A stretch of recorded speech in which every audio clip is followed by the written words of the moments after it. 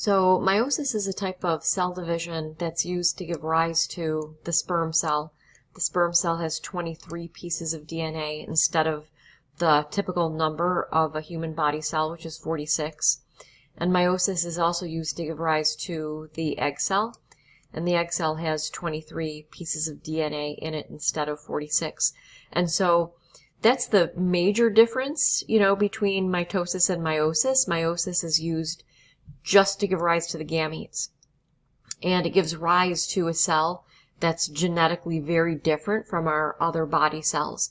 And so our body cells have 46 chromosomes, and that's because we're the result of fertilization, right? So the sperm cell fertilizes the ovum, and what you get is you get a cell with 46 pieces of DNA. 23 came from the father, 23 came from the mother. And so in other words, I don't have 46 unique, completely different pieces. I have 1 through 23 that came from father, and I have a 1 through 23 that came from mother. In other words, I have 2 number 1 chromosomes. I have 2 number 2s.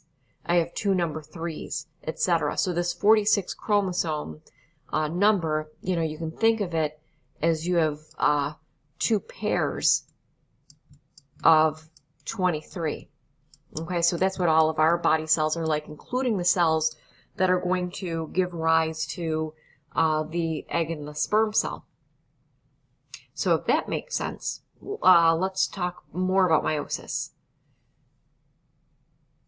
So the way that meiosis would start is the cell would still go through a regular, cell cycle prior to going into meiosis. So you might remember from AP1 that the cell cycle is made up of G1, S, and G2. Those phases make up interphase, and then the cell would enter into a nuclear division. In this case, we're talking about meiosis instead of mitosis. But leading up to meiosis, the cell, goes through the same events, and what we're most concerned about is the end of this. And so let's talk about S phase. Remember that S phase is where the DNA replicates itself. So here's a sloppy picture of a double-stranded DNA molecule, one of them. We have 46 of them.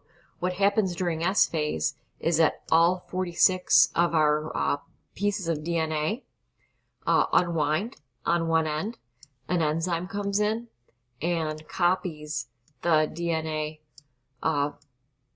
using the base pairing rules, so that after S phase is finished, what happens, instead of having one strand of DNA, I have 2 pieces of the exact same DNA. So you replicate the DNA, and if we took a close look at those 2 strands of DNA, we would see that half of the strand is the original, and then half of the strand is newly constructed. But at any rate, this is our replicated DNA. And that would happen for all 46 of our chromosomes going into meiosis. So G2 is just a few hours. Okay, so what will happen is that these replicated chromosomes will just kind of cling together, hang out, and go right into the first stage of meiosis, which is prophase 1.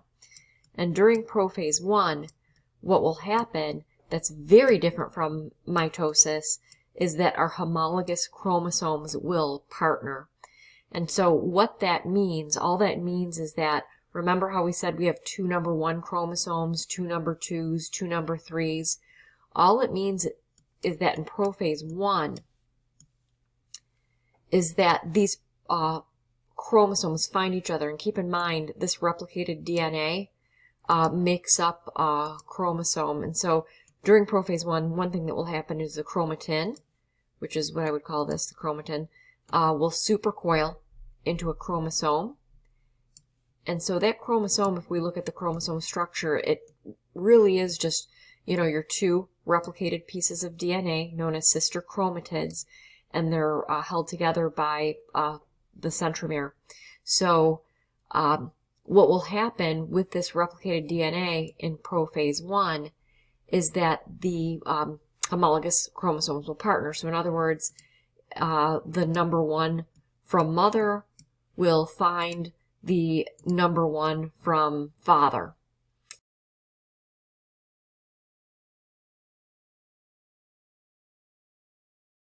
And the reason that the homologous chromosomes are finding each other during prophase 1 is because rather than make our egg cell or sperm cell from our mother's, and father's DNA, we want it to physically recombine, so it's a new genetic recombinant, a combination of both, and that better represents us. And so that's an event called crossing over, where the DNA physically crosses over and it switches some of the genes. So if you take a look at this picture from our book, we can see during prophase 1, what's happening is crossing over is occurring, so that when I look at the chromosomes here, I can see that the green chromosome actually has like a purple segment at the end, and vice versa. The purple chromosome has a green segment at the end. And so that's the result of crossing over, that we made each one of those chromosomes a new genetic recombinant. So in metaphase 1 of meiosis, what happens is these homologous chromosomes that have already crossed over align in the middle of the cell. In anaphase 1, the homologous partners separate, and what that will give us is 2 cells in the end after telophase 1 that have 23 chromosomes each. So you can see that the number of chromosomes is being reduced with that first meiotic division, where we're getting one member of 1 through 23 in one cell and one member of 1 through 23 in the other cell, and each one of those chromosomes is a new genetic recombinant due to crossing over. These cells then immediately go into a second meiotic division without going through a cell cycle, and so the DNA never replicates again. Okay, so those 2 cells go into a second division, and this division is very much like mitosis that we already know. It's just that we only have 23 chromosomes here. So the 23 chromosomes align in metaphase 2, single file down the middle of the cell, and the identical copies of DNA get separated. So in other words, sister chromatids go to one side of the cell and the other, and what that results in is 4 individual cells, each with half of the number of chromosomes of the parent, and that DNA is unreplicated. And that is what we need to make an egg cell or a sperm cell, so that if fertilization takes place, half of the chromosomes are coming from one gamete and half come from the other gamete.